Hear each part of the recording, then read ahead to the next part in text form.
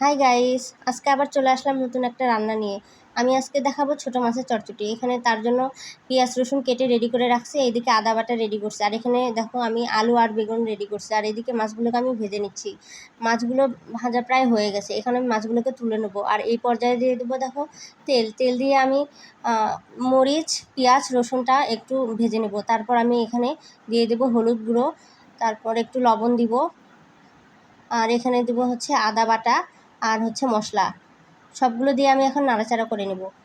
এখন দেখো আমি এই পর্যায়ে আমি আলু আর বেগুনটা দিয়ে দিয়ে একটু নাড়াচাড়া করলাম। করার পর দেখো আমি একটু সামান্য লবণ দিলাম, কারণ আমার মনে হয়েছিল লবণটা একটু কম হয়েছে।